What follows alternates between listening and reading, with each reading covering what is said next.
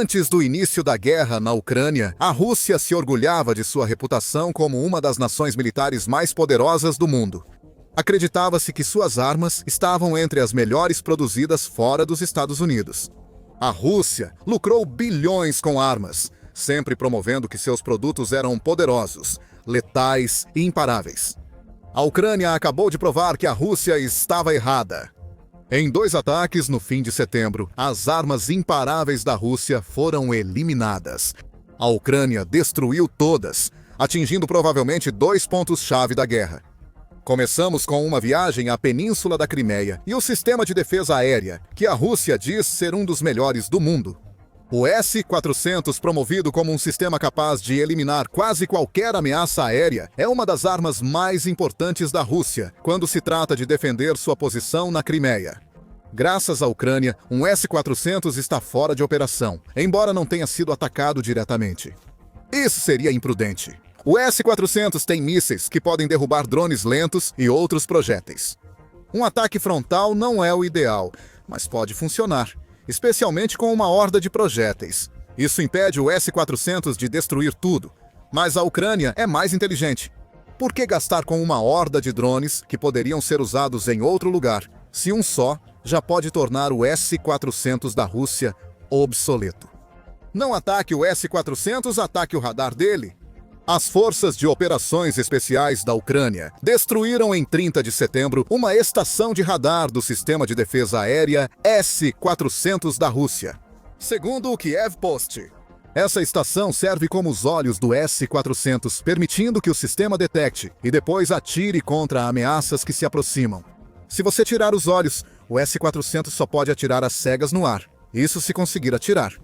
Na defesa aérea, onde a precisão é fundamental devido à necessidade de lidar com alvos em alta velocidade, atirar às cegas é a última coisa que a Rússia quer fazer.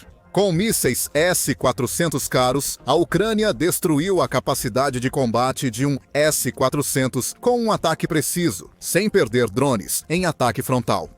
E o Forças de Operações Especiais está mais do que feliz em falar sobre isso. Levando a notícia ao Telegram para anunciar o mais recente ataque da Ucrânia, o Forças de Operações Especiais declarou: na noite de 30 de setembro, Forças Especiais atingiram a estação de radar do sistema S-400 Triumph. O ataque da Ucrânia teve ironia e simbolismo, segundo o Forças de Operações Especiais. É simbólico que o caro sistema de defesa aérea inimigo, feito para Avantes, tenha sido neutralizado por drones do Forças de Operações Especiais, diz o Forças de Operações Especiais no Telegram. A estação de radar é os olhos do S-400 Triunfo. Sem observação e orientação, o sistema perde a capacidade de combate. A Ucrânia acabou de desativar um S-400 com exatamente a arma que o S-400 deveria combater. Fora essa declaração, o Forças de Operações Especiais não deu mais detalhes. Nenhuma fotografia ou filmagem do ataque foi compartilhada, o que também torna impossível determinar onde, na Crimeia, a Ucrânia destruiu a estação de radar S-400. Apesar disso, existem possíveis pistas após o ataque do Forças de Operações Especiais. O canal Crimean Wind no Telegram informou sobre explosões em alguns distritos na manhã de 30 de setembro. Isso explica as explosões ouvidas ontem à noite por nossos assinantes, diz o canal. O Kiev Post informa que assinantes citados pelo Crimean Wind relataram explosões nos distritos de Leninsk e Feodósia da Península. Essas explosões estavam relacionadas aos drones da Ucrânia, que dizimaram uma estação de radar S-400. E se estavam, o que isso significa? A Ucrânia fez mais de um ataque à Crimeia em 30 de setembro. Não temos respostas, porque o Forças de Operações Especiais não quer divulgar mais informações. Eles preferem que a Rússia fique sem saber o que aconteceu e o que farão depois. É evidente porque a Ucrânia quer destruir o máximo de sistemas S-400. O sistema é crucial para a defesa aérea da Rússia. A ameaça de mísseis destaca por que o S-400 é tão importante para a Rússia. É um sistema de mísseis, superfície ar muito móvel e capaz de atingir quase qualquer alvo aéreo.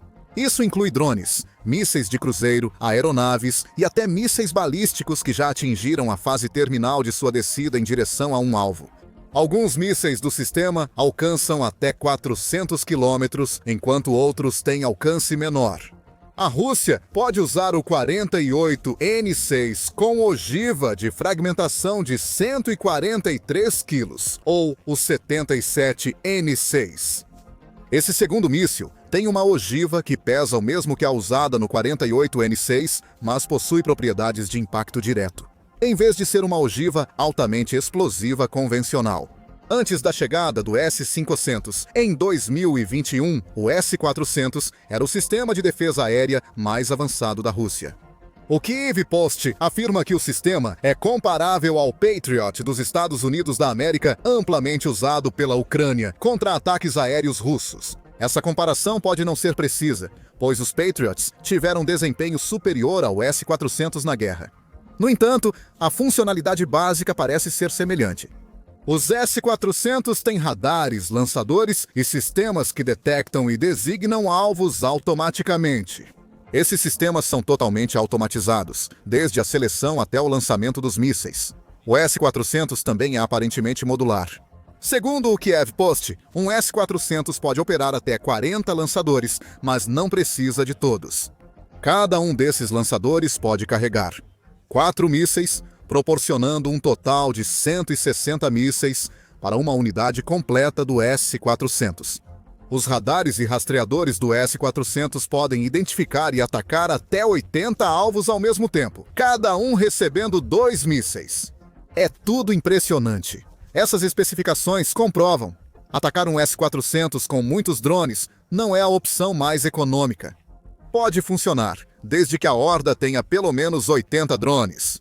Qualquer número menor que esse, e a Ucrânia correria o risco de perder todos os seus drones antes que algum deles conseguisse um acerto direto. Por isso, o ataque à estação de radar.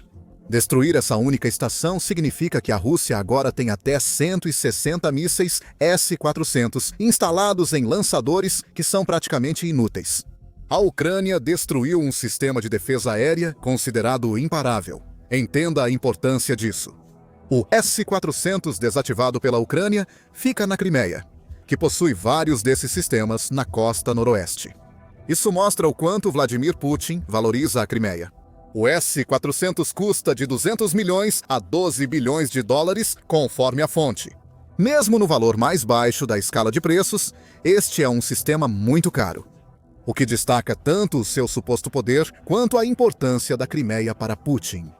Porém, Putin mandar tantos S-400 para a Crimeia é um problema para a Rússia.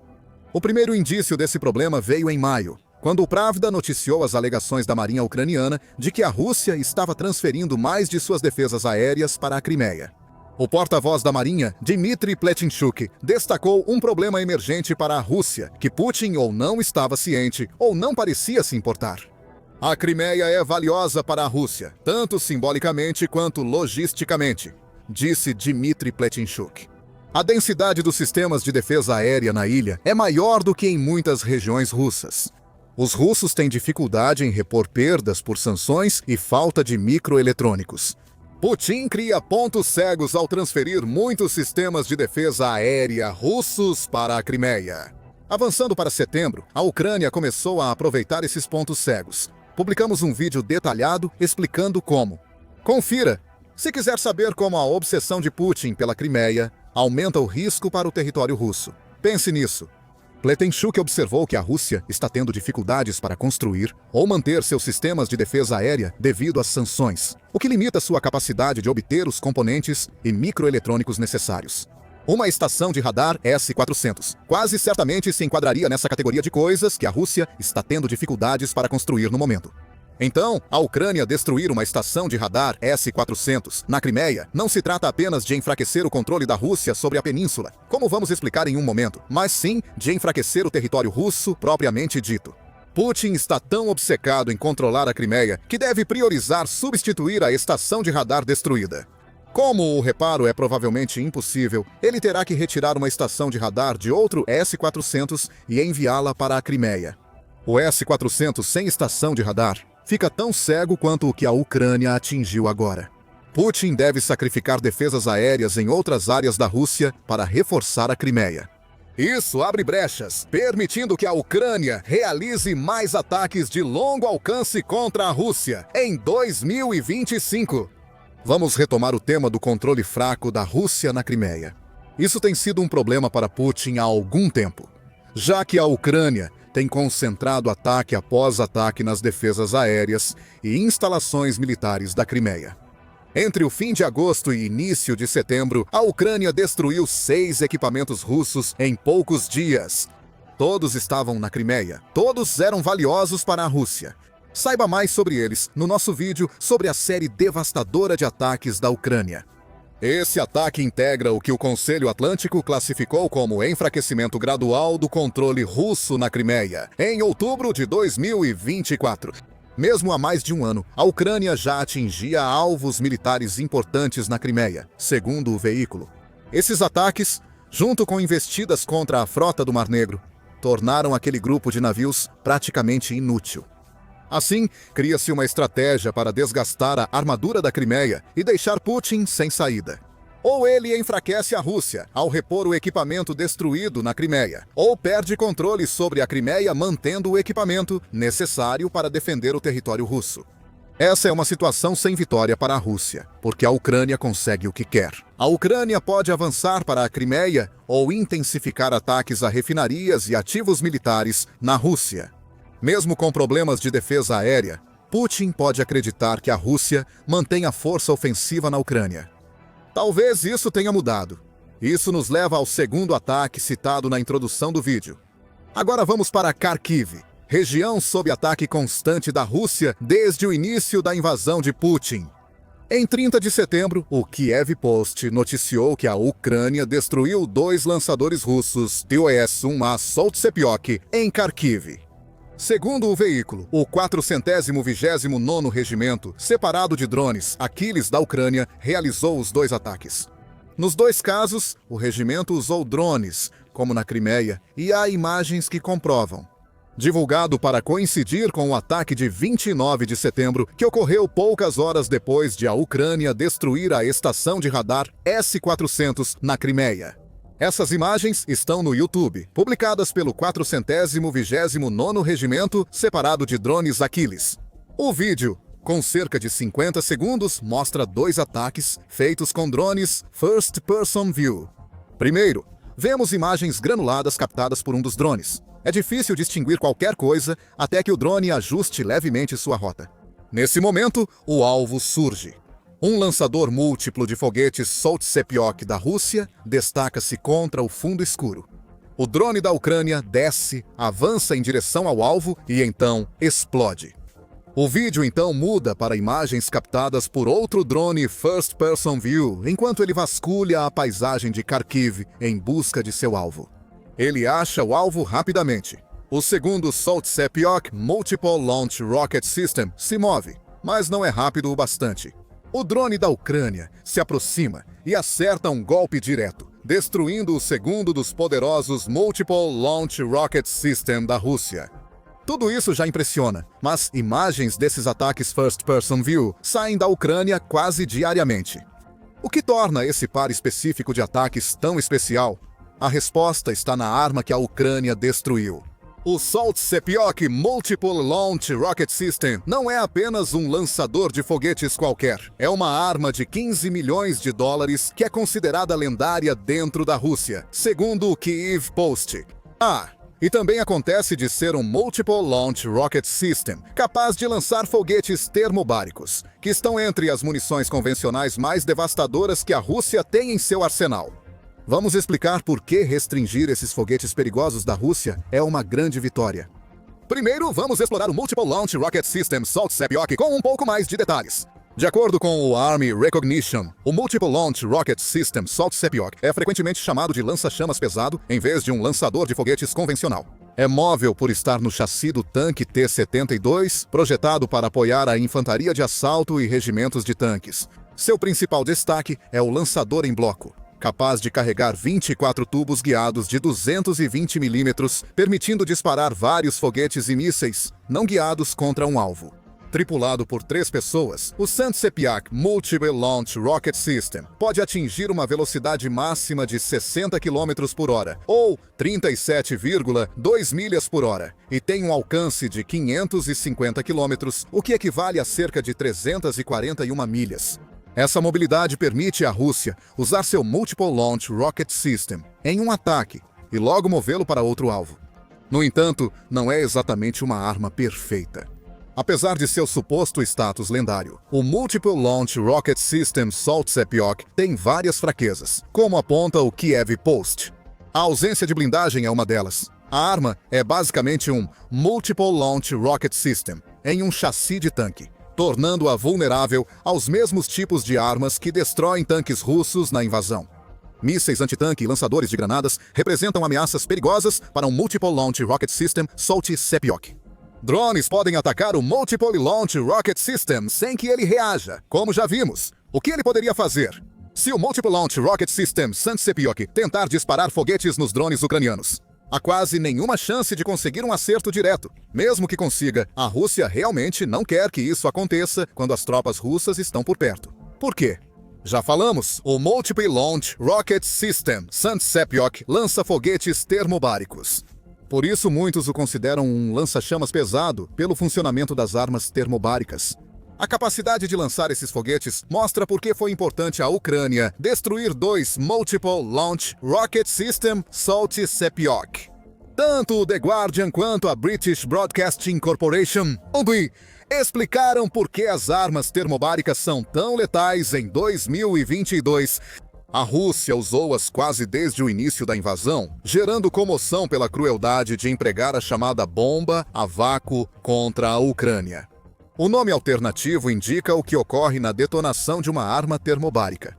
A British Broadcasting Corporation explica que armas termobáricas têm um recipiente de combustível e 2 cargas explosivas.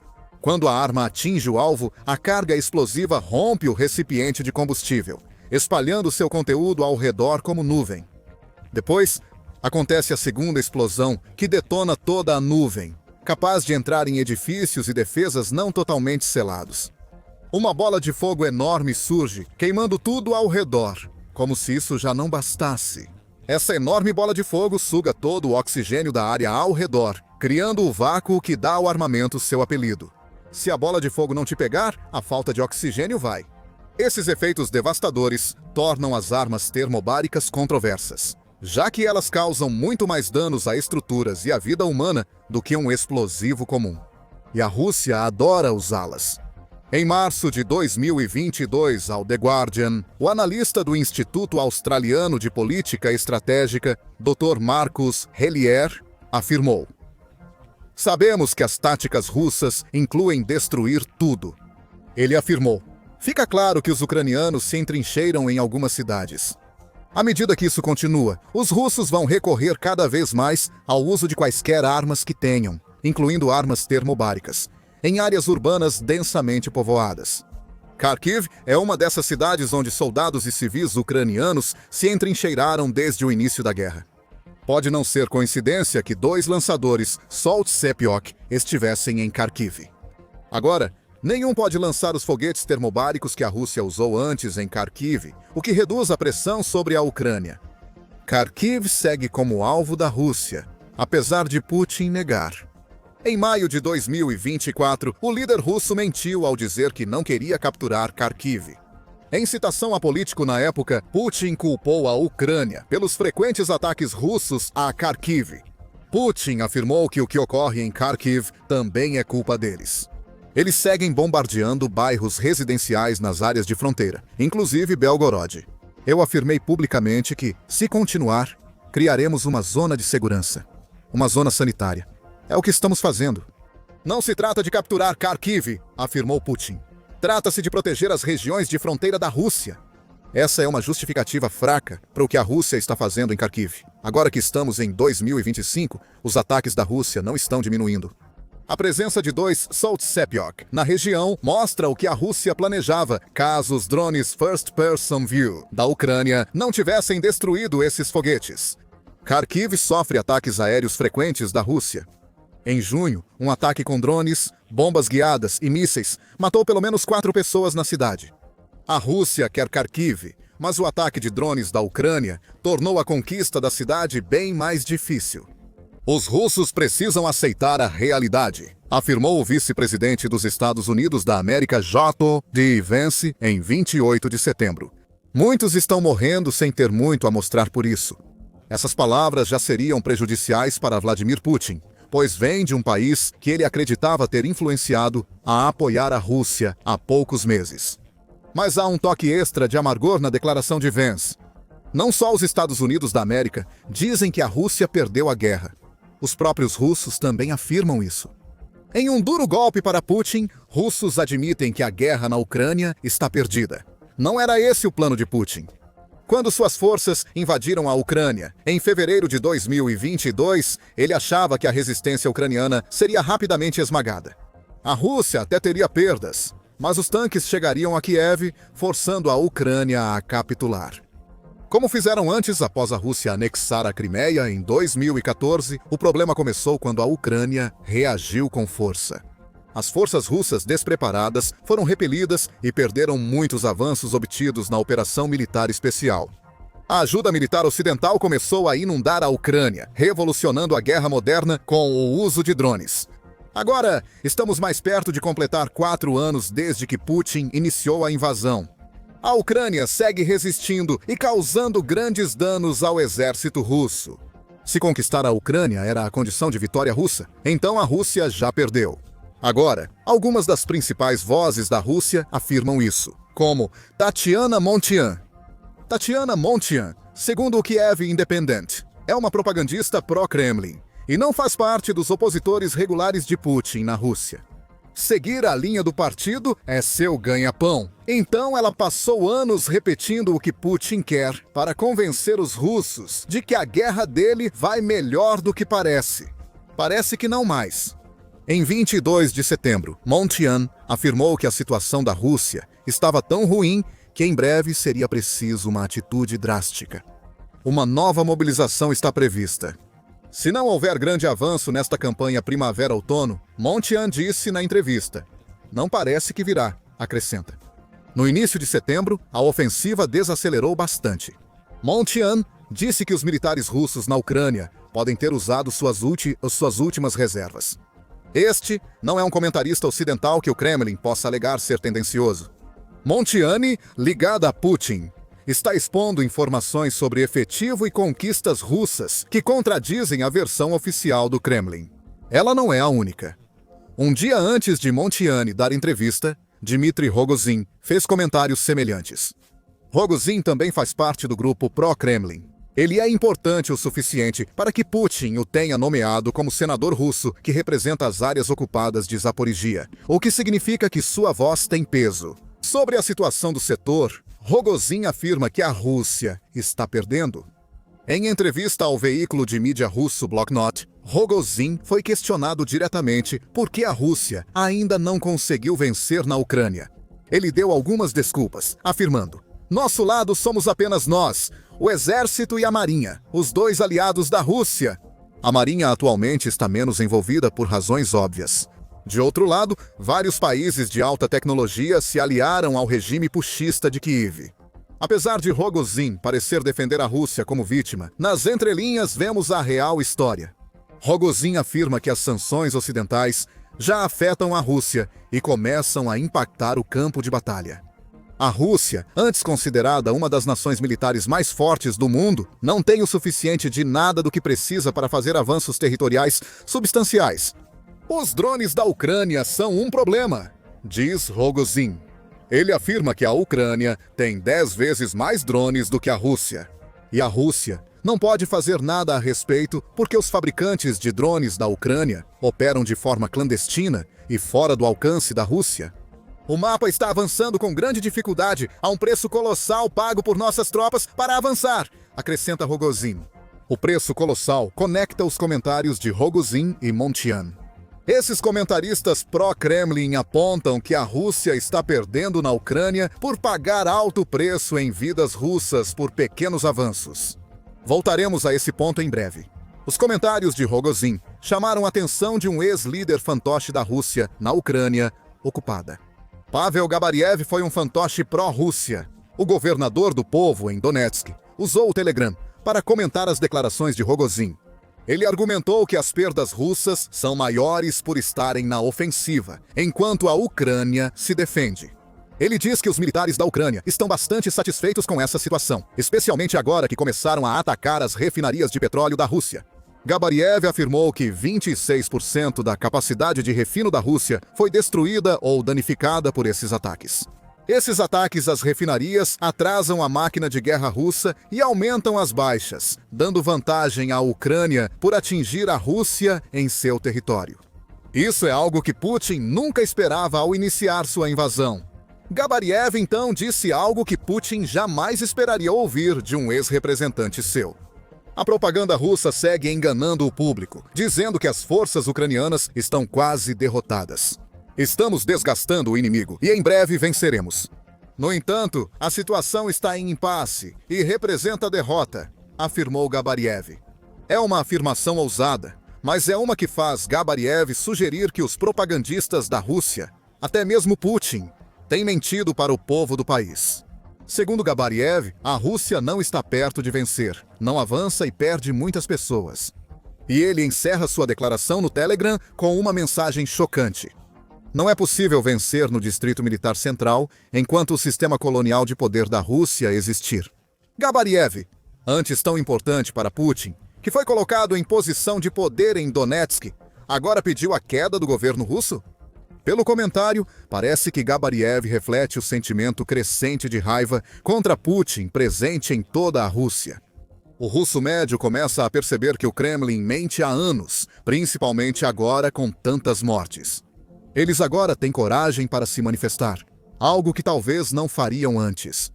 O Kiev Independent oferece o exemplo perfeito do que parece ser uma fonte crescente de sentimento anti-Putin dentro da Rússia.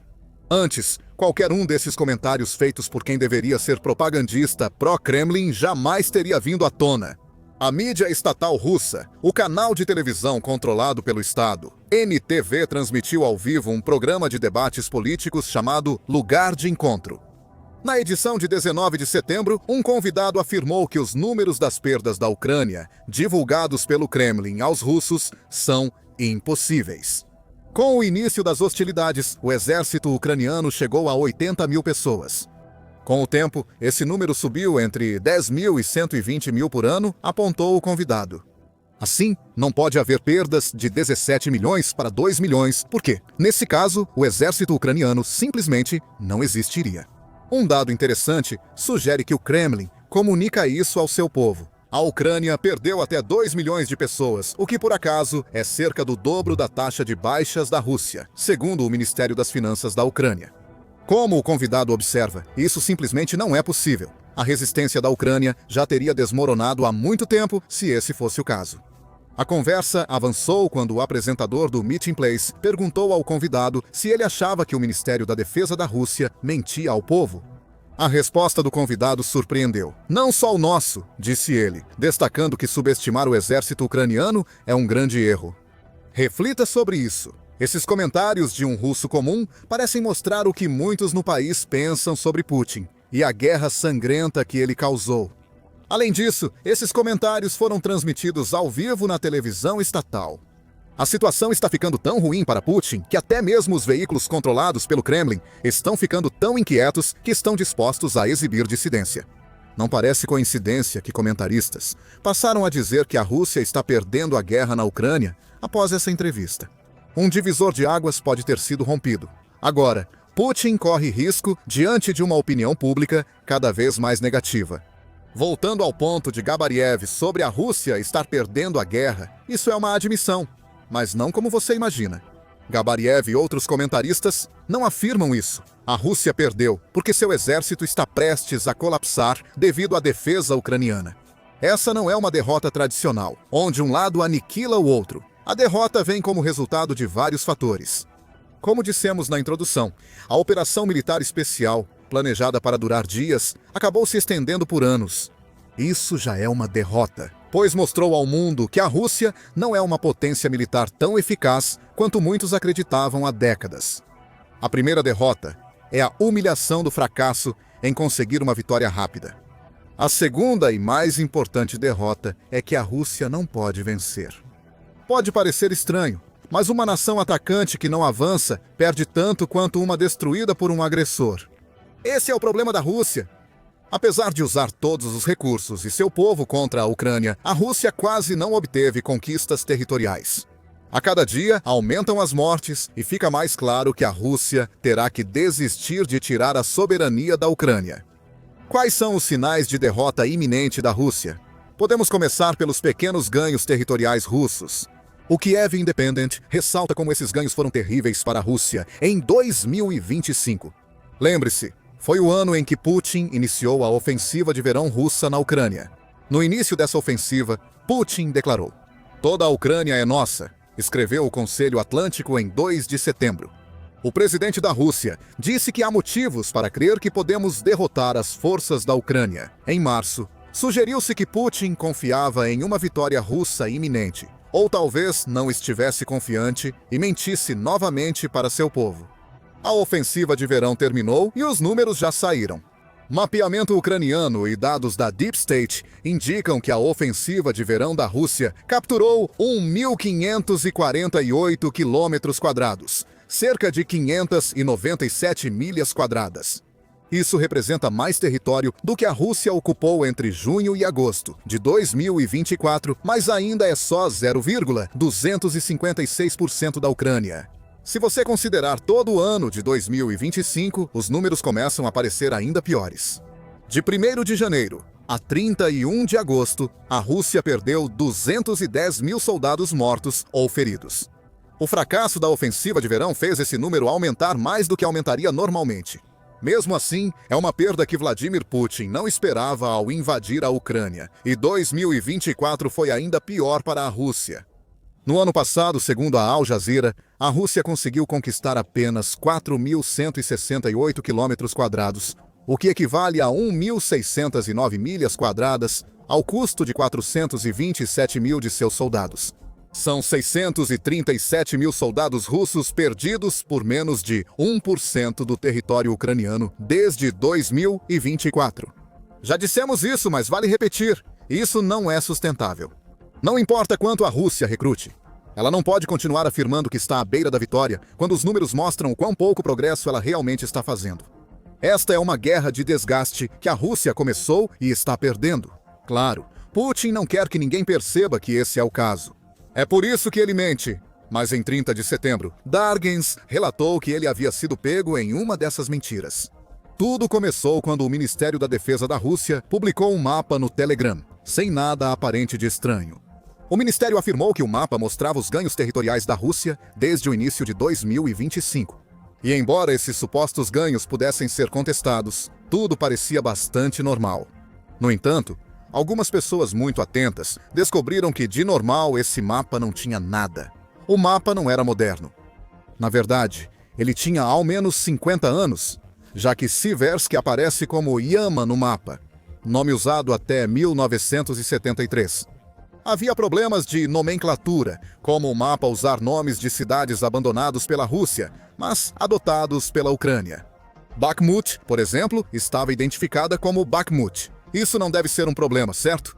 No entanto, a Rússia não chama Bakhmut por esse nome, embora costumasse fazê-lo décadas atrás, diz Dargan. Ela passou a usar o nome ocasionalmente em documentos oficiais.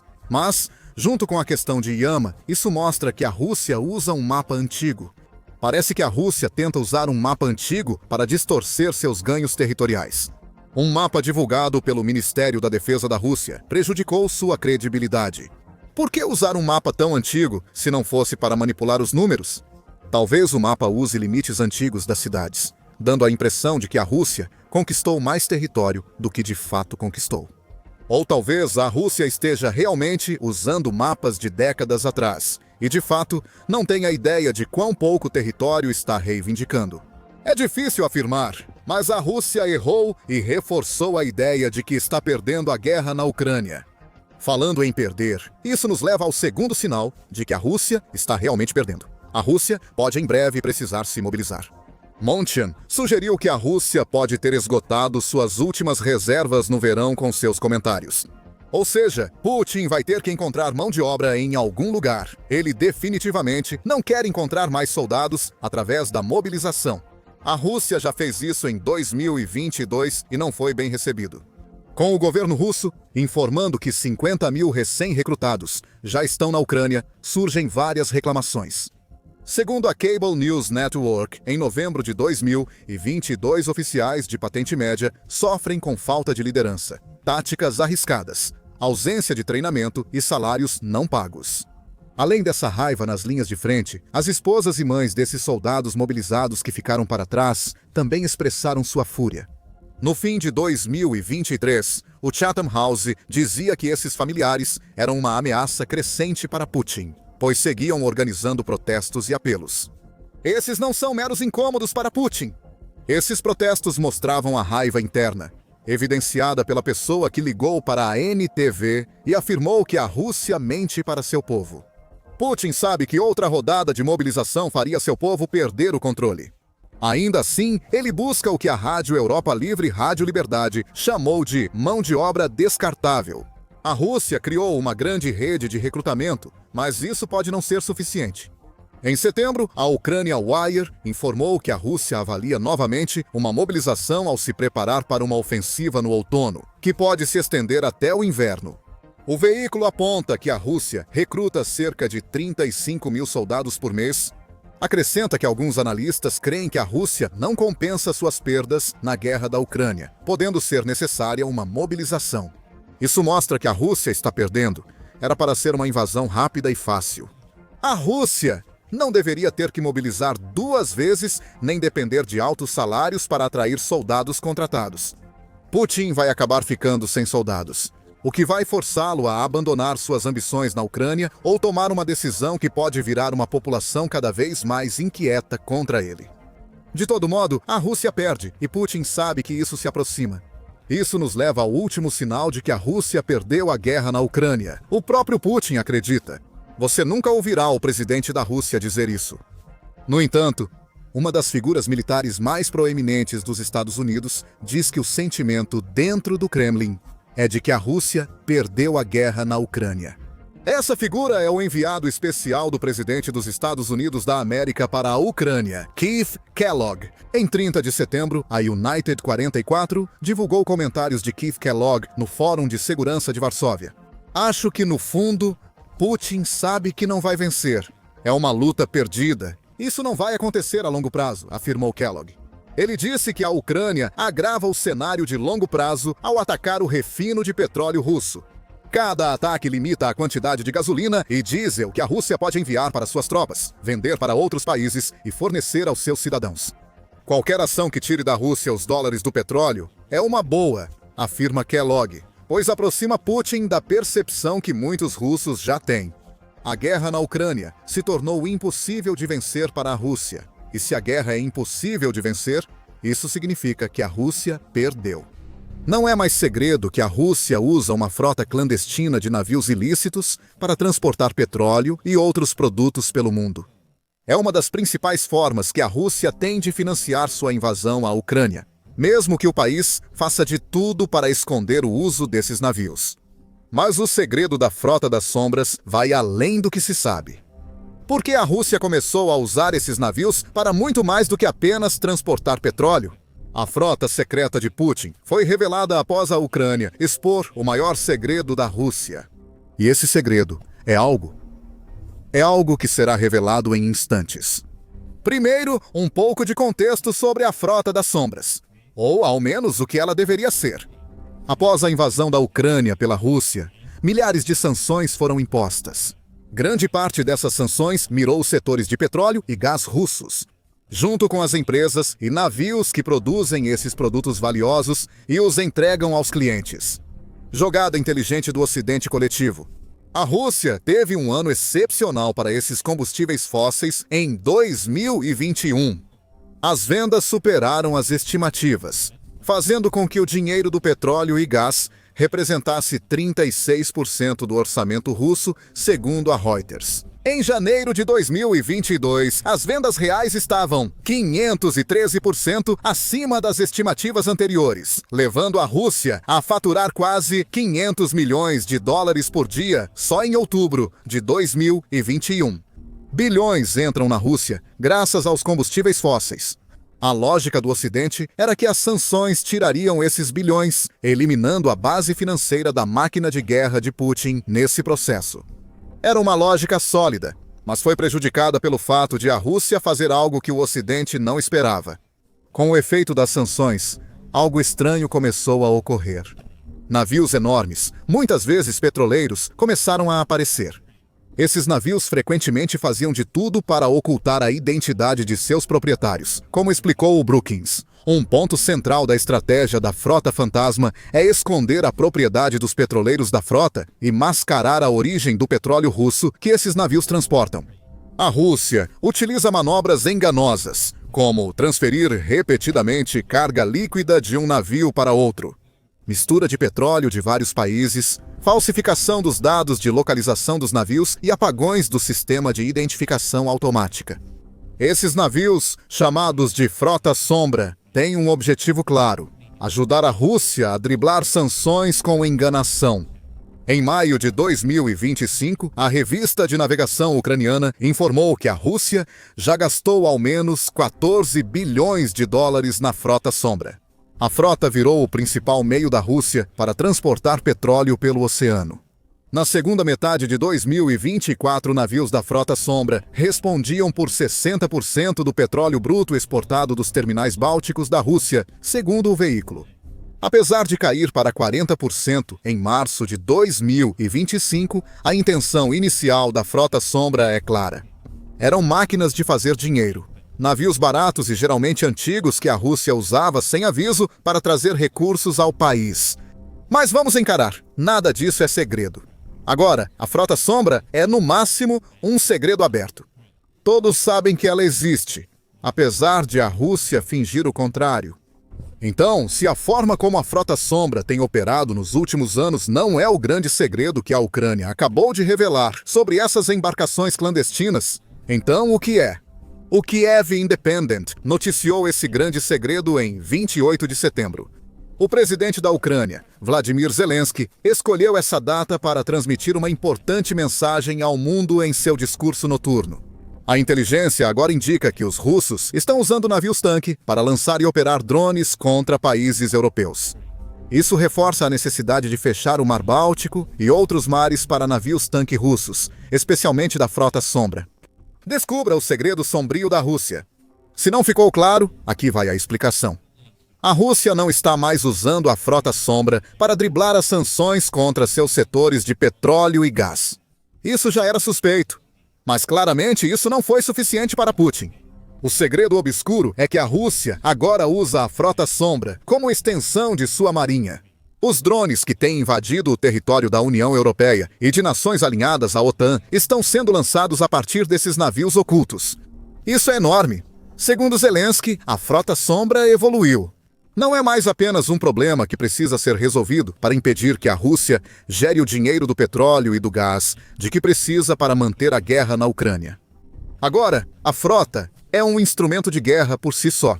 A Rússia está usando esses navios para lançar ataques de guerra híbrida contra países além da Ucrânia, o que transformou a Frota Sombra em uma ameaça contra toda a OTAN. Essas incursões de drones têm sido mais frequentes nas últimas semanas. A Euronews analisa em 30 de setembro os países que identificaram drones russos em seu espaço aéreo. A Polônia, é claro, chamou toda a atenção. Em 9 de setembro, o Ministério da Defesa informou que ao menos 19 drones russos invadiram o espaço aéreo polonês. No que o país classificou como um ato de agressão da Rússia, a Polônia acionou suas defesas aéreas e abateu vários dos drones. O incidente e o envio de 3 Mikoyan Gurevich, 31 russos ao espaço aéreo da Estônia dias depois, fizeram a Polônia alertar a Rússia que qualquer incursão futura em seu espaço aéreo será abatida. Descubra mais sobre essa ameaça se a OTAN a apoia e como a Rússia respondeu em nosso vídeo. Agora, essa única incursão de drone já seria suficiente para demonstrar que Putin intensificou sua estratégia de guerra híbrida contra a Europa.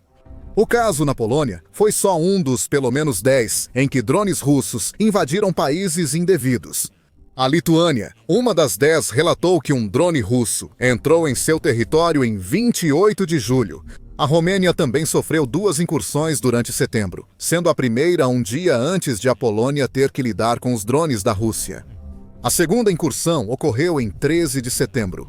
Dinamarca e Noruega enfrentaram drones russos perto de aeroportos e bases militares na segunda metade de setembro. O mesmo ocorreu na França, e a Alemanha também relatou drones russos em seu território. A Letônia e a Estônia também tiveram que lidar com drones. Antes, acreditava-se que esses drones vinham à Europa após serem lançados da Rússia ou de estados fantoches como Belarus. Mas agora isso não parece ser o caso.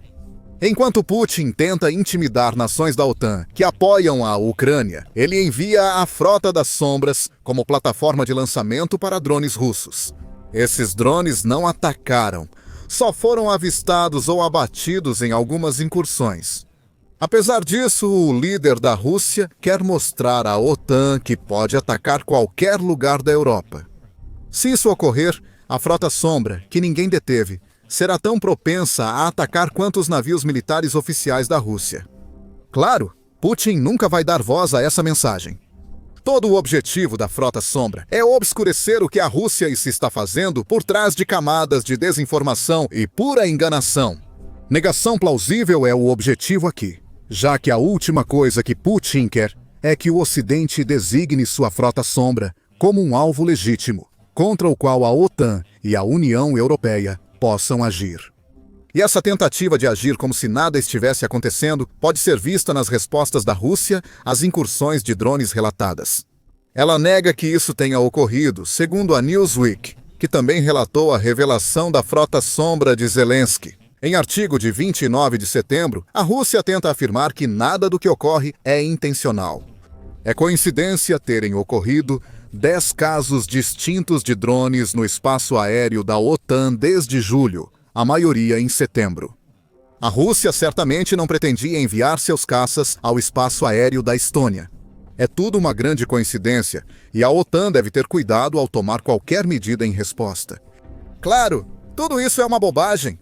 As mentiras da Rússia poderiam ser um pouco mais críveis se suas incursões com drones se limitassem à Polônia e aos países bálticos. Esses países fazem fronteira com a Ucrânia e, em alguns casos, com a Rússia. Assim, é possível, embora improvável, que drones lançados na Rússia para a Ucrânia entrem no espaço aéreo desses países. Mas Alemanha, França, Dinamarca, o véu que a Rússia usa para se esconder, cai quando seus drones vão longe demais na Europa. As negativas da Rússia não significam nada. Segundo Zelensky, o problema dos drones russos na Europa cresceu tanto que a Frota Fantasma virou uma plataforma coletiva de lançamento. A frota virou um problema militar maior do que nunca. A pergunta que fica é: o que a revelação do segredo sombrio da Rússia significa para o futuro? Primeiro, o uso da Frota Sombra pela Rússia nessas incursões com drones é uma jogada inteligente, pelo simples fato de que essa frota existe em uma espécie de zona cinzenta legal. A revista The Economist destacou isso em um artigo de 30 de setembro, onde abordou como as marinhas militares da OTAN vão ter dificuldades para conter o que ela chama de ameaça vermelha piscante da Frota Sombria da Rússia. O problema não é exatamente identificar os navios da Frota Sombra da Rússia, apesar das tentativas russas de escondê-los. A identificação já ocorreu várias vezes. A ponto de sanções serem impostas contra centenas de navios da frota, os membros da OTAN conseguem identificar quais são esses navios, mesmo quando estão em operação. O problema é que pouca coisa pode ser feita sobre a Frota Sombra. É incrivelmente difícil impor qualquer regra internacional de navegação à Frota Sombra, por exemplo. Isso é proposital por parte dos russos. A frota foi criada para violar leis internacionais e burlar sanções. E mesmo quando um navio da Frota Sombra é pego em território onde não deveria estar operando, os canais legais tradicionais muitas vezes não funcionam. A Finlândia aprendeu isso da forma difícil, como destaca The Economist. Após o Eagle S cortar cabos no Golfo da Finlândia, promotores finlandeses enfrentam dificuldades para provar que não foi acidente. Ou que o navio de uma empresa dos Emirados Árabes Unidos e com bandeira das Ilhas Cook estaria ligado à Rússia, segundo a publicação. O navio da Rússia foi quase flagrado cortando cabos, e a Finlândia ainda tem dificuldades para agir. Como pode haver recurso legal para um drone lançado de uma embarcação da Frota Sombra, se for o caso? A Rússia não vai se atrever a lançar um desses drones quando um navio da OTAN estiver observando, e vai negar que o drone saiu de um navio se ele for descoberto. Também não é como se o pessoal da OTAN fosse começar a embarcar nas embarcações da Frota Sombra para ver se há operadores de drones a bordo. Provas que se sustentem em um tribunal vão ser muito difíceis de conseguir. Mesmo que provem que drones no espaço aéreo europeu vêm de um navio da Frota Sombra, a Rússia vai negar de qualquer forma. A OTAN pode, pelo menos, enviar navios para patrulhar suas águas, mas esses navios da OTAN não podem estar em todos os lugares ao mesmo tempo. Além disso, o que eles fazem se avistarem um navio da Frota Sombra? Talvez, se esse navio estiver em águas da OTAN e for pego no ato de lançar um drone, a OTAN possa ter algum recurso. Talvez um de seus navios até possa atacar. Um ataque assim forçaria Putin a admitir que um navio da Frota Sombra é russo para condenar o ataque. Mas na prática, a OTAN dificilmente arriscaria uma escalada, que é justamente o objetivo.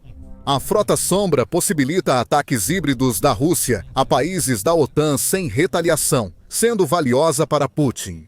E falando em ataques híbridos, está claro, após os últimos meses de incursões de drones russos, que veículos aéreos não tripulados estão se tornando uma ameaça cada vez maior para a Europa. Essa ameaça só vai aumentar agora que, aparentemente, os drones russos também estão sendo usados no mar. Zelensky já ressaltou esse ponto. No Fórum de Segurança de Varsóvia, em 29 de setembro, o presidente da Ucrânia afirmou que drones russos são hoje a maior ameaça. Não só para a Ucrânia ou países da OTAN no leste, mas para todo o norte da Europa. Zelensky afirmou que a Ucrânia ajudará a Europa a se proteger dos drones russos. A Ucrânia propõe à Polônia e a todos os nossos parceiros construir um escudo conjunto, totalmente confiável, contra as ameaças aéreas russas, disse Zelensky. Isso é possível. A Ucrânia pode combater drones e mísseis russos, e juntos na região, teremos armas e capacidade produtiva suficientes. Zelensky destaca que a unidade é a solução para a ameaça dos drones russos. É difícil avaliar quanto a Ucrânia pode contribuir enquanto segue em guerra com a Rússia. A Europa está, pelo menos, levando a sério a ameaça dos drones russos, independentemente de esses drones estarem vindo dos navios da Frota Sombra. Em 1º de outubro, líderes da União Europeia reuniram-se em Copenhague para discutir ações contra as frequentes incursões de drones russos. A Dinamarca assegurou máxima segurança na reunião, impondo fortes restrições de tráfego em Copenhague e proibindo voos de drones civis até sexta-feira. A proibição visa evitar confusão entre drones legais e hostis, facilitando o trabalho das equipes de segurança na cúpula. Como a reunião ainda ocorre enquanto gravo este vídeo, não há resultados para relatar. O ideal seria que a União Europeia criasse um plano para lidar com os drones da Frota Sombra da Rússia. É difícil imaginar esse plano. Para Putin, o recente uso da Frota Sombra, construída por ele nos últimos anos, trata-se de ambiguidade. O líder da Rússia entende que é difícil para a OTAN agir contra os navios da Frota Sombra sem risco de escalada, pois as tensões entre Rússia e OTAN já estão no limite. Putin seguirá usando drones para testar defesas e unidades europeias, afirmou a Euronews em artigo de 30 de setembro. Há discordância na Europa sobre o motivo e até se a Rússia está realmente fazendo isso.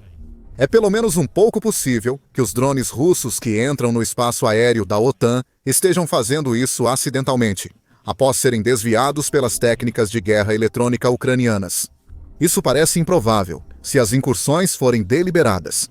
A Rússia está testando reações com provocações. Você está usando drones para avaliar as defesas? A Rússia está apenas tentando criar um clima de medo em nações que achavam que estavam seguras das ambições expansionistas de Putin? Pode ser por todos esses motivos, ou nenhum, e essa confusão é exatamente o que Putin quer criar. A afirmação de Zelensky sobre a Frota Sombra da Rússia só aumenta essa confusão. Essa afirmação pode aumentar a divisão entre líderes europeus, já que alguns só acreditariam que a Rússia faria isso com provas concretas. Talvez esse seja o objetivo de Putin. Seus drones dividem, não conquistam. A Frota Sombra pode ser só mais uma peça do quebra-cabeça que o líder russo monta. Agora que o segredo sombrio da Rússia foi exposto, surge a pergunta: o que pode ser feito? Mesmo assim, mais sanções parecem a resposta óbvia, como pediu Zelensky ao revelar as ações da Frota Sombra da Rússia. Esses pedidos foram reforçados por Svitlana Romanko, fundadora do Razum We Stand, grupo de lobby que defende mais sanções para cortar exportações de energia da Rússia. Romanko criticou os Estados Unidos da América e suas sanções secundárias tardias. Os Estados Unidos da América deveriam impor sanções totais às exportações de combustíveis fósseis russos e sanções secundárias aos compradores de petróleo russo.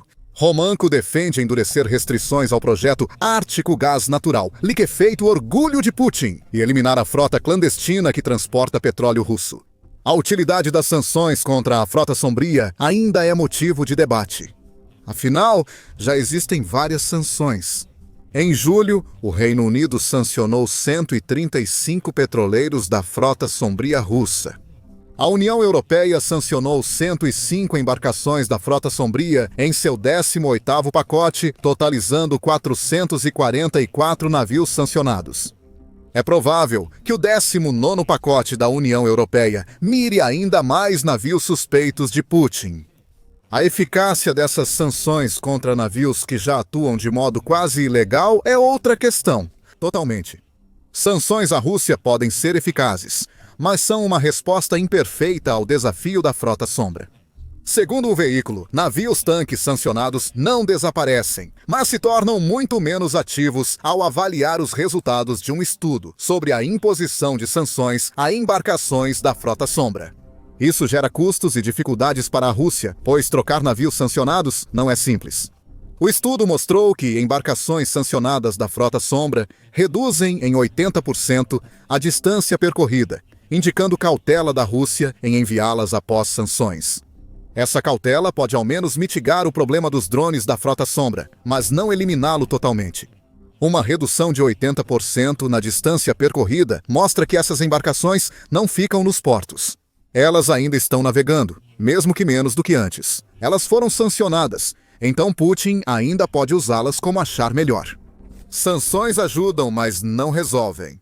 Para enfraquecer a Frota Sombra, União Europeia e OTAN podem precisar que a Ucrânia faça ataques diretos por elas. A Ucrânia já começou a fazer isso. Em 13 de setembro, Pravda informou que drones ucranianos conseguiram atingir 2 navios da Frota Sombra russa no porto de petróleo de Primorsk. A Ucrânia usa drones para danificar portos de petróleo russos no Mar Negro, afetando indiretamente a Frota Sombra ao impedir o carregamento de petróleo. Ambas as abordagens têm seus méritos e se complementam. A Ucrânia ataca e o Ocidente impõe sanções. Qualquer impedimento aos navios da Frota Sombra deve ser considerado. Porque se a Rússia realmente está lançando drones desses navios, essa frota acabou de se tornar muito mais perigosa. A Ucrânia pode estar prestes a receber uma atualização incrível em seu arsenal, cortesia dos Estados Unidos da América. Mísseis Tomahawk. Com alcance notável e enorme poder explosivo, esses mísseis revolucionários abririam inúmeras novas possibilidades, permitindo que Kiev faça ataques profundos e destrutivos em território inimigo. Eles têm o poder de colocar a Rússia de joelhos e quebrar a vontade de Vladimir Putin, levando a guerra para um novo rumo dramático. Aqui está o motivo. Criado nos anos 1970, o míssil de ataque terrestre BGM-109 Tomahawk, Tomahawk Land Attack Missile, é um dos mais poderosos mísseis de cruzeiro do mundo. Ele oferece 4 grandes vantagens em relação a outros mísseis. A primeira e talvez mais importante dessas vantagens é o alcance. Os mísseis Tomahawk podem percorrer distâncias extraordinárias, atingindo alvos a até 1.600 quilômetros de seus locais de lançamento. Algumas das variantes anteriores do Bloco 2 podiam, na verdade, ir ainda mais longe do que isso, percorrendo cerca de 2.500 quilômetros, mas elas foram aposentadas há alguns anos. De qualquer forma, 1.600 quilômetros é uma distância enorme, principalmente se comparada a muitos outros mísseis convencionais, que têm alcances bem menores. Por exemplo, os Storm Shadows europeus alcançam apenas 250 quilômetros. Por atingirem alvos distantes, os Tomahawks ampliam as opções de ataque e permitem que operadores alcancem vários alvos com grande capacidade de ataque em profundidade. Eles também espalham medo nas forças inimigas. Quando sabem que o oponente pode atacá-los em qualquer lugar e momento, fica mais difícil prever ações e tomar medidas para proteger seu povo e recursos. Mas o alcance não importaria tanto se esses mísseis fossem lentos ou fáceis de interceptar. Isso nos leva à segunda grande vantagem do Tomahawk: agilidade. Apesar de medir 6 metros de comprimento, com uma envergadura de 26 metros e peso total superior a 1.500 quilos, esses mísseis são surpreendentemente ágeis. Movido por motores turbofan Williams International E-107 Williams Research 402 com combustível TH Dimmer e propulsores de combustível sólido, os Tomahawks chegam a até 920 km por hora. Isso não atinge a velocidade do som, classificando os Tomahawks como mísseis subsônicos, não supersônicos ou hipersônicos, mas ainda são muito rápidos. Além disso, os Tomahawks voam em baixa altitude, geralmente entre 30 e 45 metros do solo. Isso os torna mais difíceis de detectar nos radares inimigos e mais desafiadores de interceptar, pois o terreno ajuda a esconder os mísseis durante o voo. Além disso, os Tomahawks utilizam diversos sistemas de orientação, como sistema de posicionamento global, navegação inercial e correspondência de contorno do terreno para atingir seus alvos.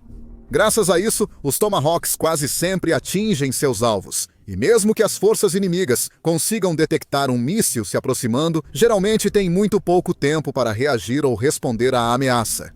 Além disso, os Tomahawks realizam manobras evasivas no voo para reduzir o risco de interceptação.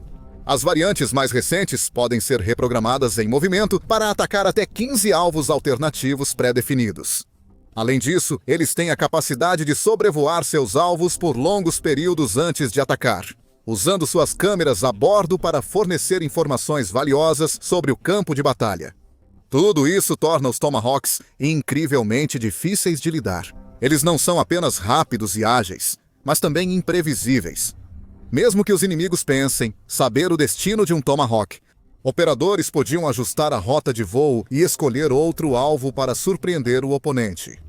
Como Federico Borsari, um pesquisador do Centro de Análise de Políticas Europeias, diz, é um míssil de cruzeiro muito rápido, embora ainda subsônico. Ele combina vários sistemas de orientação para ser preciso. Em entrevista ao Kiev Independent, Borsari disse: "Hoje é a principal ferramenta dos Estados Unidos da América para atacar alvos terrestres distantes, lançada de plataformas navais, como submarinos e navios de superfície. Quando atinge seu alvo, o Tomahawk tem o poder de fogo necessário para causar danos devastadores, o que nos leva à sua terceira vantagem importante: força. As versões mais potentes do Tomahawk podem ter ogivas de até 1.000 libras de explosivos. Eles também podem ser equipados com dispensadores de submunições e bombas de efeitos combinados, BLU-97B. Simplificando, esses mísseis são mais do que capazes de destruir praticamente qualquer alvo em seu caminho. Inclui ativos militares e infraestrutura vital, como postos de comando, quartéis generais, depósitos de munição, aeródromos, hangares, navios, depósitos de combustível, pontes, portos, estações de radar, sistemas de defesa aérea e estruturas reforçadas como bases fortificadas e bunkers subterrâneos. Isso não é só hipotético, é comprovado. Os Tomahawks têm sido usados desde o início dos anos 1990 na Guerra do Golfo e na Operação Tempestade no deserto, destruindo com facilidade locais de mísseis superficiar, instalações de defesa aérea e postos de comando. Qualquer força militar com mísseis Tomahawk pode destruir estruturas inimigas a qualquer momento, e há pouco que os oponentes possam fazer. O quarto e último grande destaque do Tomahawk é sua flexibilidade. Ele foi criado no Laboratório de Física Aplicada da Universidade Johns Hopkins, em Maryland. Projetado para atender à necessidade das Forças Armadas dos Estados Unidos da América por um míssil de cruzeiro de médio a longo alcance, flexível para várias ogivas. A equipe de desenvolvimento escolheu um design modular, permitindo a produção de mais de uma dúzia de variantes ao longo dos anos. Há variantes antinavio do Tomahawk e diversas de ataque terrestre com diferentes ogivas para destruir vários alvos. O projeto do Tomahawk também foi aprimorado em diversas ocasiões ao longo dos anos, com novas tecnologias sendo introduzidas e integradas, tornando esses mísseis ainda mais flexíveis e temíveis. No geral, os Tomahawks oferecem tudo o que se espera de um míssil de cruzeiro, seja alcance excepcional, poder de fogo destrutivo ou incrível agilidade no ar. Além disso, como já mencionado, esses mísseis já foram comprovados em ação. A Força Aérea, o Exército e a Marinha dos Estados Unidos da América receberam Tomahawks ao longo dos anos, e centenas já foram usados em grandes conflitos e operações. Mais de 300 foram lançados contra alvos estratégicos no Iraque na Operação Raposa do Deserto em 1998, por exemplo. Dezenas de outros atingiram alvos em todo o Afeganistão durante a Operação Liberdade Duradoura, após os ataques de 11 de setembro. Outros foram usados na Líbia, Síria e, mais recentemente, no Irã. Outras forças armadas, como as Marinhas do Reino Unido, Austrália e Países Baixos, também compraram Tomahawks dos Estados Unidos da América. Diversos países, como Canadá, Alemanha, Polônia e Espanha, já demonstraram interesse em adquirir alguns para si. Há muitos outros mísseis de cruzeiro e balísticos com excelentes especificações e capacidades impressionantes. A Ucrânia lidera nesse campo e revelou recentemente seus mísseis Flamingo de longo alcance. Muitos programas modernos de mísseis ainda não foram testados ou comprovados em campo.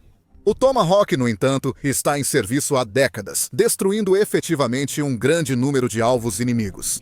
É um equipamento altamente confiável, imensamente destrutivo e uma adição inestimável a qualquer arsenal. Para a Ucrânia, isso mudaria tudo. Embora ainda não haja decisão oficial sobre enviar Tomahawks à Ucrânia, isso está sendo analisado de perto, segundo o vice-presidente dos Estados Unidos da América, J.D. Vance. Falando em uma entrevista à Fox News em 28 de setembro, Vance revelou: "É algo que o presidente vai decidir. A decisão final do presidente será a que melhor atender aos interesses dos Estados Unidos da América." O vice-presidente continuou acrescentando: "Os Estados Unidos consideram isso seriamente e o presidente da Ucrânia, Vladimir Zelensky, já solicitou várias vezes." De fato, há poucos dias, surgiram notícias detalhando discussões a portas fechadas que ocorreram entre Zelensky e Trump no recente evento da Assembleia Geral das Nações Unidas. Durante essas conversas, Zelensky teria pedido a Trump que fornecesse capacidades de ataque de longo alcance para a Ucrânia, argumentando que mísseis Tomahawk ajudariam a aumentar a pressão sobre o presidente da Rússia, Vladimir Putin, o que poderia potencialmente levar a um acordo de paz. Quando perguntado pela Axios sobre as conversas, Zelensky foi otimista e disse que Trump estava aberto à ideia. Resumiu a resposta com palavras. Ele disse: "Vamos resolver isso." Joe Biden, antecessor de Trump, recusou em 2024 o pedido de Tomahawks feito por Zelensky, por considerar arriscado fornecer mísseis tão potentes e de longo alcance a Kiev. Por um tempo, Trump parecia seguir caminho parecido. O 47º presidente parecia relutante em enviar mais armas à Ucrânia, preferindo focar em negociações de paz e sugerir formas de encerrar a guerra, através de concessões territoriais. Em abril, o presidente dos Estados Unidos da América afirmou que a Crimeia seguirá com a Rússia. Ele também pediu várias vezes que a Ucrânia cedesse territórios ocupados à Rússia nas negociações de cessar-fogo e paz. Recentemente, porém, o tom de Trump mudou drasticamente para o oposto. Em setembro, o governo Trump aprovou seus primeiros grandes pacotes de ajuda militar à Ucrânia, financiados pela Lista de Requisitos Prioritários da OTAN, ou PERL. Os primeiros carregamentos chegaram alguns dias depois. Então, Trump foi além, fazendo uma declaração ousada em sua rede social, Truth Social, na qual anunciou que As forças ucranianas podem recuperar todos os territórios tomados pela Rússia. Após compreender totalmente a situação militar e econômica da Ucrânia e da Rússia, além dos problemas econômicos gerados à Rússia, acho que a Ucrânia, com o apoio da União Europeia, está em posição de lutar e recuperar toda a Ucrânia em sua forma original. Com tempo, paciência e apoio financeiro da Europa, especialmente da OTAN, as fronteiras originais onde a guerra começou são uma opção. Trump também criticou a Rússia, acusando-a de lutar sem objetivo por anos em uma guerra que deveria ter vencido em menos de uma semana. É uma grande mudança de postura do líder americano, sugerindo que ele está cansado e frustrado com as mentiras e falsas promessas de Putin. Isso foi de fato confirmado pelo secretário de Estado dos Estados Unidos da América, Marco Rubio, que revelou isso recentemente. Trump ficou realmente irritado com Putin, por ele se recusar a se envolver nos esforços de Trump para acabar com a guerra. Trump aprovou a entrega de vários sistemas de armas americanas importantes para a Ucrânia, como parte do pacote inicial de ajuda de sua administração, incluindo defesas aéreas Patriot e sistemas de foguetes High Mobility Artillery Rocket System. Ele também afirmou em sua postagem no Truth Social: "Continuaremos a fornecer armas à OTAN para que a OTAN faça o que quiser com elas." Tudo isso parece sugerir que Trump pode estar disposto a ir para o próximo nível e permitir que a Ucrânia receba mísseis Tomahawk. Isso mudaria tudo, pois os Tomahawks superariam qualquer sistema de mísseis de longo alcance já recebido pela Ucrânia de aliados ocidentais. Elas reforçariam o arsenal ucraniano como poucas armas poderiam. Como Borsari aponta, os Tomahawks seriam uma grande melhoria para o arsenal ucraniano, principalmente nas capacidades de ataque de longo alcance. Isso permitiria à Ucrânia entregar uma carga muito mais pesada contra alvos em comparação com o que está usando atualmente. Apesar dos ótimos programas de mísseis da Ucrânia, como Long Neptune e Zapsan, ela ainda depende fortemente de armas e drones ocidentais para ataques de longo alcance contra alvos russos. Na Operação Teia de Aranha, no início do ano, forças ucranianas usaram drones simples, contrabandeados para pontos-chave na Rússia, causando bilhões em danos a aeronaves e aeródromos russos. A Ucrânia também realiza regularmente ataques incríveis com drones a alvos importantes como refinarias de petróleo, oleodutos, instalações de armazenamento de combustível e estoques de munição. Tudo isso tem um grande efeito. A Rússia enfrenta uma crise inédita de petróleo, com falta de combustível em todo o país, devido principalmente aos ataques estratégicos da Ucrânia a instalações de combustível. Drones ucranianos destruíram radares, defesas aéreas, postos de comando e outros alvos estratégicos na Rússia e áreas ocupadas, enfraquecendo a máquina de guerra do Kremlin. Os ataques com drones são eficazes, mas ainda não tão devastadores quanto mísseis de cruzeiro e balísticos. Ivan Stupak, ex-oficial do Serviço de Segurança da Ucrânia e parlamentar ucraniano, afirma: "Drones causam danos. Eles podem voar por janelas de fábricas de defesa na Rússia. Se nos atacarem, responderemos. Mas sejamos honestos, 50 quilos de explosivos são apenas 50 quilos. 500 quilos em um míssil podem fazer a diferença." Por isso, a Rússia bombardeia regularmente cidades e vilarejos ucranianos como Kiev. Não apenas com enormes enxames de drones, mas também com dezenas de mísseis. Frequentemente, os drones são projetados simplesmente para sobrecarregar as defesas aéreas da Ucrânia, permitindo que os mísseis passem e causem o maior dano possível.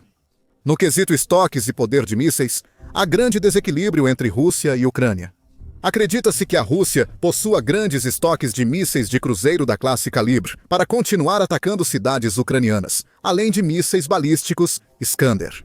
A Ucrânia possui poucos mísseis ocidentais, como o Storm Shadow, Shadow e Army Tactical Missile System. Apesar dos avanços com mísseis nacionais, a Ucrânia não tem infraestrutura para produzi-los em larga escala. O Flamingo, por exemplo, tem alcance de mais de 3.000 quilômetros e pode transportar ogivas acima de 2.500 libras. Há relatos conflitantes sobre quando ele realmente entrará em produção em série. Alguns dizem que pode ser já em 2025, outros apontam para 2026. Portanto, seu status oficial segue incerto. Isso impede a Ucrânia de criar uma estratégia séria em torno desse míssil por enquanto. Se os Estados Unidos da América enviassem Tomahawks, a Ucrânia poderia planejar rapidamente ataques devastadores contra importantes alvos militares russos. E a quantidade de alvos que ficariam ao alcance do Tomahawk é impressionante. Com os Tomahawks, a Ucrânia poderia não apenas atingir locais dentro e ao redor da capital russa, Moscou, mas também lugares muito mais distantes, em torno de grandes cidades como São Petersburgo, Nizhny Novgorod e Saratov, para citar apenas alguns exemplos. De repente, várias bases aéreas russas, postos de comando, refinarias e fábricas estariam em risco. E já existe ampla evidência da inovação, engenhosidade e eficiência da Ucrânia, quando se trata de escolher seus alvos e atacar os locais mais frágeis e valiosos do Kremlin. Ao contrário da Rússia, que bombardeia a Ucrânia sem cautela e lança drones e mísseis além das fronteiras sem missão clara, além de tentar matar o máximo de pessoas, a Ucrânia age de forma diferente. Ela prioriza alvos importantes, refinarias, depósitos de munição, entre outros. Alvos que paralisam a máquina de guerra do Kremlin, dificultam o avanço russo, a captura de território e o funcionamento da economia. Ao fazer isso, ataque após ataque, a Ucrânia torna a guerra muito mais difícil de ser sustentada pela Rússia. Em teoria, aumenta a pressão sobre Putin para aceitar que não conseguirá o que deseja e concordar com um acordo de paz. Está levando tempo e tendo um custo, mas a estratégia da Ucrânia está funcionando. A produção de petróleo da Rússia foi muito afetada. Sua economia enfraquece diariamente e suas forças enfrentam dificuldades na linha de frente. Tomahawks acelerariam esse processo de forma incalculável, dando à Ucrânia capacidade de destruir várias instalações russas críticas e pressionar o Kremlin ao limite de uma catástrofe. Ao mesmo tempo, há desafios que Kiev precisa superar se quiser aproveitar ao máximo qualquer Tomahawk que receber. Cada míssil Tomahawk custa cerca de 2 milhões de dólares. Então é improvável que os Estados Unidos da América enviem muitos. Mesmo uma pequena quantidade permitiria a Kiev causar sérios danos aos inimigos, desde que cuide dos mísseis e planeje ataques com a precisão e estratégia já demonstradas, evitando desperdícios. O segundo desafio envolve os lançadores, já que esses mísseis precisam de plataformas especiais para serem disparados. Como Vadim Skibitsky, vice-chefe da Agência de Inteligência Militar da Ucrânia, o Diretoria Principal de Inteligência explica: os Tomahawks não são fáceis de usar, disse Skibitsky ao The Guardian no início deste ano. Os principais lançadores são navios de combate ou bombardeiros estratégicos. Não temos aeronaves bombardeiras estratégicas. Assim, os Estados Unidos da América precisarão fornecer não só os mísseis, mas também plataformas de lançamento como os Typhoons. Os demais aliados da OTAN da Ucrânia precisariam criar e fornecer uma plataforma adequada, o que demandaria mais tempo, dinheiro e recursos. Isso pode adiar ataques de Tomahawk à Rússia, dando ao Kremlin mais tempo para intensificar sua agressão nas linhas de frente. Por causa dessas questões, alguns analistas sugeriram que os Estados Unidos da América fornecessem alternativas ao Tomahawk para a Ucrânia, como o míssil conjunto ar-superfície de longo alcance.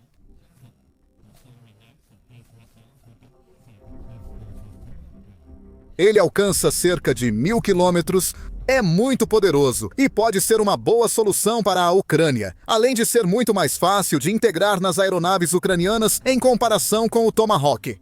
Outros aliados da Ucrânia também buscam fortalecer as capacidades de ataque de longo alcance de Kiev.